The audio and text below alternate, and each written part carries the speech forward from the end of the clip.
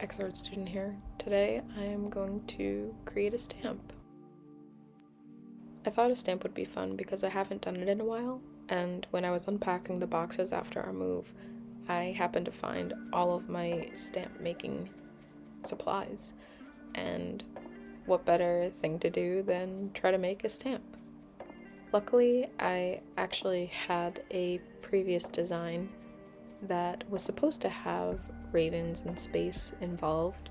It was actually one of my wood burning pieces, and it didn't come out in the final wood burning piece, but in the sketch it did.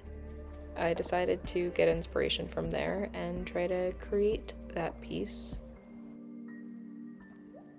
I'm learning to use the tools and carving, and I'm realizing the pressure that I should be using is lighter and it glides very smooth. If you go harder, you get a lot more friction, but also if you don't go hard enough, putting enough pressure down, then you do get those lines that you see in like classic wood block prints. I personally like those little lines. I think it gives the piece a little bit more texture and makes it look a little bit more authentic. I don't need perfection, I just want something cool looking. If you have the means and the time, I definitely recommend stamp making. It's really fun and calming, and you get to create your piece over and over again and see how it comes out. Whether you're using ink for paper or ink for a shirt, it's pretty cool that you can just transfer it onto whatever you want.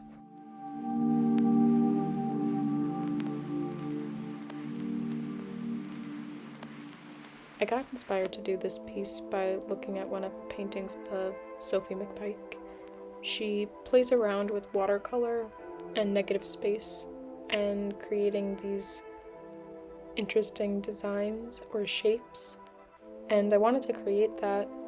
Obviously, with my first piece, the sketch was supposed to be in the girl's hair, but I didn't think it'd be fun to do another one, and I don't know if I'd be able to do all that detail on a tiny stamp. Maybe in the future I'll try. I wanted to have space all around, and all of the negative, or the white, would be the stars, so all the details would be cut out.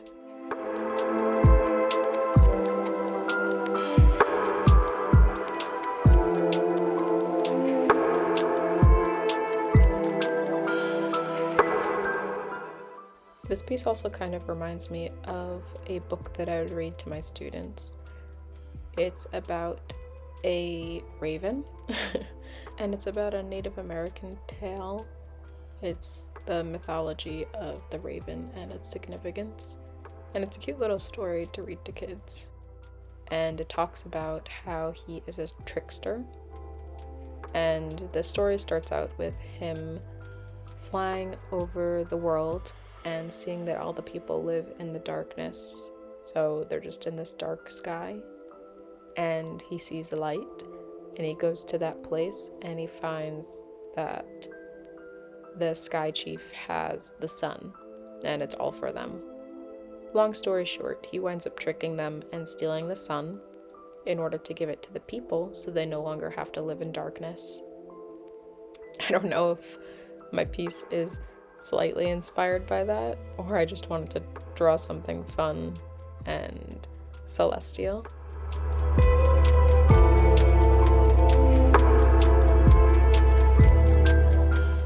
I think a good thing to keep in mind when you're making stamps is that detail is everything, and it's just line work.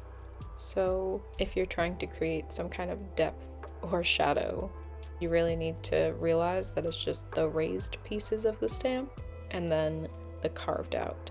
It's just lines, and it's pretty fun to play around, and obviously I'm not an expert.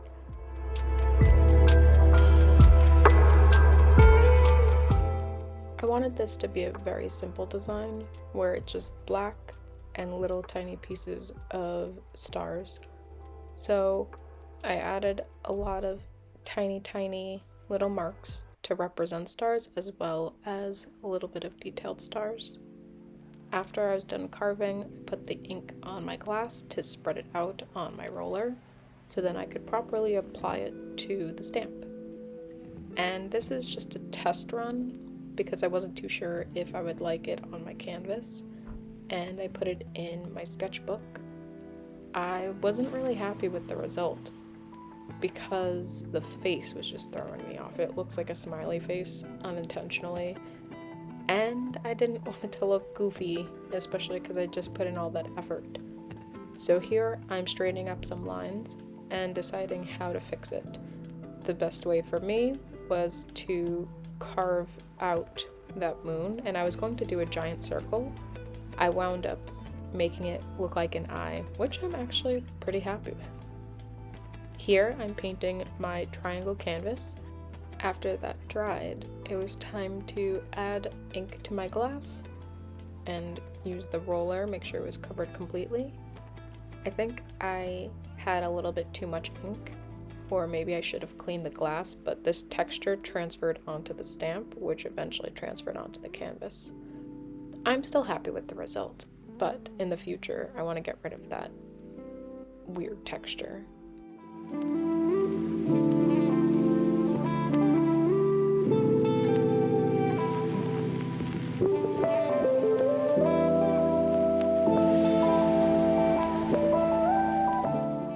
Wow, I finally finished.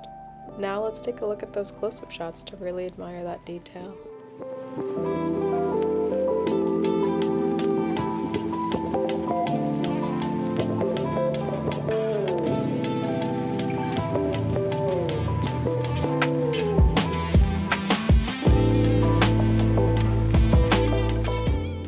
And that's my stamp, my final canvas piece. I really like how it came out. I don't know if it's because of the canvas or because of the texture of the ink.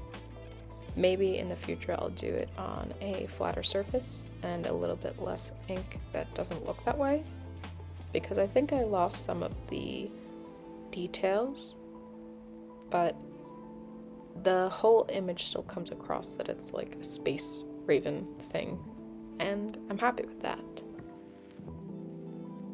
If you enjoyed watching and want to see more, check me out on Instagram, TikTok, Etsy. Comment, follow, like, subscribe if you would like. If not, that is okay. I'll see you next week. Thanks. Bye.